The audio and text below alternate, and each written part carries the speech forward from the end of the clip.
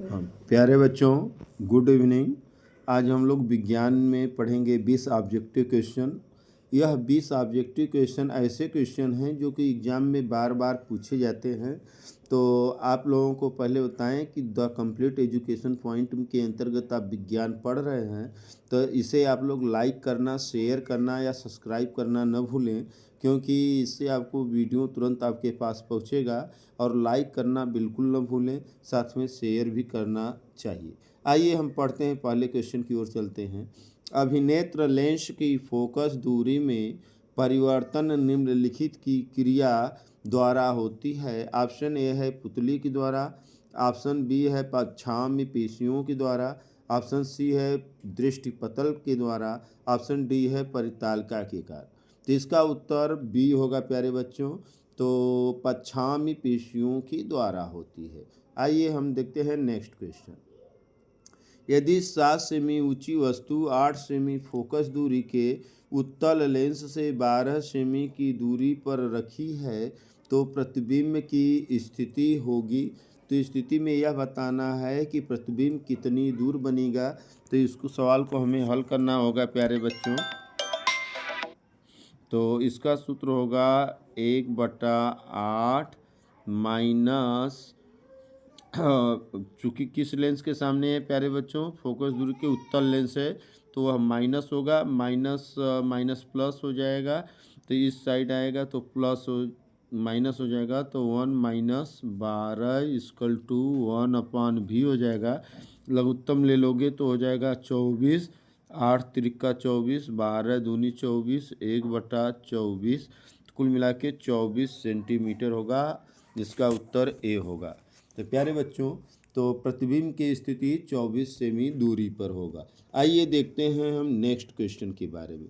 विद्युत ऊर्जा का मात्रक होता है। तो विद्युत ऊर्जा का जो मात्रक होता है, किलोवाट घंटा दिया है, अश्व शक्ति दिया है, जूल प्रति सेकेंड दिया है, वाट दिया है। तो विद्युत ऊर्जा का मात्रक किलोवाट घंटा होता है, जिसको kWh कहते हैं,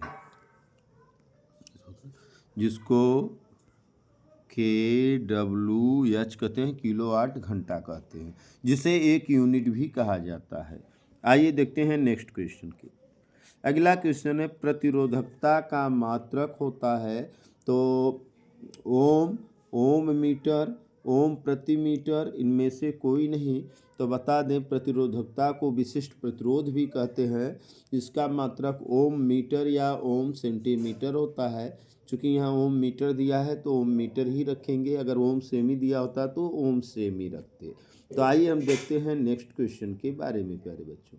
अगला क्वेश्चन है, किसी वस्तु का वस्तु से बड़ा तथा आभासी प्रतिबिंब बन सकता है। वस्तु से बड़ा और आभासी प्रतिबिंब बन सकता है। तो उसमें ऑप्शन ए है उत्तल दर्पण द्वारा, ऑप्शन बी है उत्तल दर्पण द्वारा, ऑप्शन सी है समतल दर्पण द्वारा, ऑप्शन डी दिया है अवतल दर्पण। तो यह बता दें कि प्रतिबिंब आभासी और बड़ा बनना है तो अवतल दर्पण होगा, ऑप्शन बी सही होगा। तो इसका ऑप्शन बी सही होगा। आइए हम देखते हैं नेक्स्ट क्वेश्चन के बारे में। प्रतिरोध का एएसआई मात्रक होता है। तो ओम मीटर नहीं होगा, कूलाम ये भी नहीं होगा, वोल्ट मीटर ये भी नहीं होगा, ओम होगा। अब क्यों? ओम मीटर प्रतिरोधकता का मात्रक है, कूलाम आवेश का मात्रक है, और इसी प्रकार वोल्ट मीटर भी आपका मात्रक अन्य है।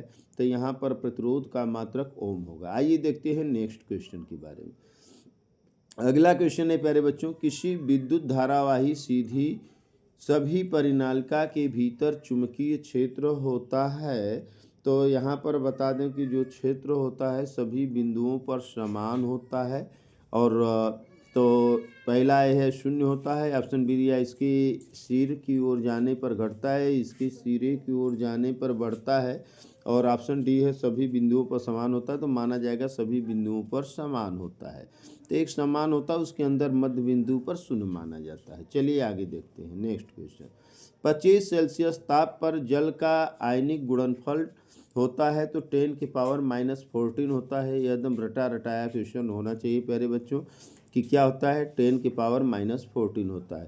तो इसका हम एक फार्मूला बता दें कि यह क्या होता है प्यारे बच्चों। तो यह होता है फार्मूला कि KW बराबर एच प्लस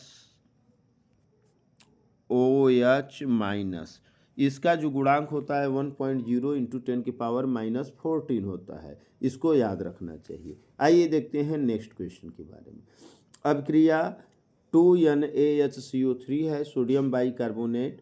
जब इसको हम हीट करेंगे तो Na2CO3 में तो बदलेगा ही बदलेगा, H2O भी बनेगा। क्या बनेगा? और H2O तो बनेगा और कार्बन डाइऑक्साइड गैस निकलेगी। तो कौन सी गैस निकलेगी? कार्बन डाइऑक्साइड गैस निकलेगी। तो इस प्रकार ऑप्शन क्या होगा प्यारे बच्चों? सी होगा। ऑप्शन ए दिया है कि हाइड्रोजन गैस बनेगा, ऑप्शन बी में दिया है NaOH बनेगा, ऑप्शन सी दिया है CO2, ऑप्शन दिया है डी में NaS। तो हम बता दें यहाँ पर कार्बन डाइऑक्साइड गैस बनेगी। तो ओके, आप समझ गए, कार्बन डाइऑक्साइड बनेगी। अगला क्वेश्चन है प्यारे बच्चों, निम्नलिखित में असंतृप्त कार्बनिक यौगिक है। असंतृप्त कह रहा है अनसेचुरेटेड। तो अनसेचुरेटेड तब होता है जहाँ पर डबल बांड या ट्रिपल बांड पाए जाते हैं। ऐसे में ऑप्शन सी होगा, क्योंकि ऑप्शन सी में आपको सीधे डबल बांड दिखाई दे रहा है। तो इसमें कहीं ताक झाक करने की जरूरत नहीं है। अगला है, निम्न में से कौन सा कथन अम्लों के लिए सत्र है? अम्ल का एक आ रहा है कड़वे तथा लाल लिटमस पेपर को नीला कर देते हैं, बिल्कुल नहीं। खट्टे तथा लाल लिटमस पेपर को नीला कर देते हैं, बिल्कुल नहीं। खट्टे और नीले लिटमस पेपर को लाल कर देते हैं, यही ऑप्शन सी सही है प्यारे बच्चों। तो इस प्रकार अन्य ऑप्शन पर मुझे जाने की कोई ज़रूरत नहीं है। यहाँ हमें समझना चाहिए कि अम्ल का गुण क्या होता है, इसका स्वाद खट्टा होता है और यह नीले लिटमस पेपर को लाल कर देता है। आइए हम देखते हैं अन्य क्वेश्चन में। तो क्वेश्चन जो 12 है, निम्नलिखित में कौन सा या कथन सत्य है यह बताना है। जब HCl को जल में प्रवाहित किया जाता है तो ऑप्शन ए दिया है, यह विलयन को आयनीकृत नहीं होता क्योंकि यह सहसंयोजक आबंध है। यह विलयन में आयनीकृत होता है, यह दूसरा कथन है। तीसरा कथन है, यह विलयन में हाइड्रोजन एवं हाइड्रॉक्सिल आयन प्रदान करता है। ऑप्शन 4 है, यह विलयन में हाइड्रोनियम आयन उत्पन्न करता है, जो हाइड्रोजन आयन तथा जल की अणु से संयोग से उत्पन्न होते हैं। 30/12वें का जो ऑप्शन होगा प्यारे बच्चों, तो वह ऑप्शन आपका सी होगा। ऑप्शन सी में मतलब सेकेंड और फोर्थ कथन सही है। सेकेंड में यह विलयन में आयनीकृत होता है, ये भी सही है। चौथा ये भी सही है कि यह विलयन जो एच आयन बनेगा वह जल के साथ घुलकर हाइड्रोनियम आयन देगा। तो इस प्रकार ऑप्शन सी सही होगा। आइए हम देखते हैं नेक्स्ट क्वेश्चन के बारे में। 13वां क्वेश्चन है कि सूची फर्स्ट में दिए गए रासायनिक पदार्थों का सही मिलान कीजिए सूची सेकंड से जो उनके सही। देखो, विरंजक चूर्ण होता है, उसका काम है विरंजन, 3 से जाएगा। जो बेकिंग सोडा है प्रति अम्ल होता है, यह ऑप्शन डी से जाएगा। जो वॉशिंग सोडा होता है वह कांच से जाएगा। जो सोडियम क्लोराइड है H2 और Cl2 का निर्माण होता है। तो इस प्रकार आपको कौन सा कथन मिला भाई? ए वाले में मिला 3, ए का क्या मिल गया? 3, और बी का मिल गया है आपको 4। बी का क्या मिल गया? ऑप्शन 4। और सी का ऑप्शन हो गया 1 और डी का ऑप्शन हो गया 2। तो ये हो गया ऑप्शन सी सही होगा। यहाँ ऑप्शन कौन सा सही होगा प्यारे बच्चों? सी का सही होगा। सही इनको सही नीचे इधर से। आइए हम देखते हैं नेक्स्ट क्वेश्चन के बारे में। तो 14 क्वेश्चन है, खनिज लवणों का अवशोषण होता है। तो खनिज लवणों का अवशोषण होता है, ये बायो से सवाल हो गया। तो जड़ों द्वारा, पत्तियों द्वारा, तनों द्वारा, इनमें से कोई नहीं। तो खनिज लवणों का जो अवशोषण होता है जड़ों के द्वारा होगा। स्पष्ट बात है कि जो खनिज लवण होते हैं ज़मीन में होंगे। तो ज़मीन में क्या होता है, पौधों की जड़ें होती हैं, तो जड़ें खनिज लवणों का अवशोषण करते हैं। तो जाहिर सी बात है ऑप्शन ए सही होगा। और हम देखते हैं नेक्स्ट क्वेश्चन के बारे में। आइए, एक क्वेश्चन है अगला, फ्लोएम द्वारा भोजन का स्थानांतरण होता है। तो सुक्रोज के रूप में, हार्मोन्स के रूप में, प्रोटीन के रूप में, वसा के रूप में।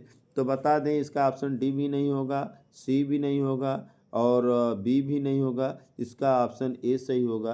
तो इस प्रकार ऑप्शन ए होगा सुक्रोज के रूप में। तो आइए हम देखते हैं नेक्स्ट क्वेश्चन के बारे में। अगला क्वेश्चन है रेनिन का स्राव होता है। बहुत इंपॉर्टेंट क्वेश्चन है प्यारे बच्चों कि जो रेनिन नाम का तत्व पाया जाता है इसका स्राव होता है। ऑप्शन ए दिया है लार ग्रंथियों से, ऑप्शन बी दिया हुआ है अमाशय से, ऑप्शन सी दिया है जठर ग्रंथि से, ऑप्शन डी दिया है इनमें से कोई नहीं। तो यहाँ बता दें ऑप्शन ए भी नहीं होगा, ऑप्शन बी भी नहीं होगा, इसका ऑप्शन बी होगा, ऑप्शन सी भी नहीं होगा और ऑप्शन डी भी नहीं होगा। इसका उत्तर होगा ऑप्शन बी। तो इस प्रकार होगा रेनिन का स्राव जो होता है अमाशय से ही होगा।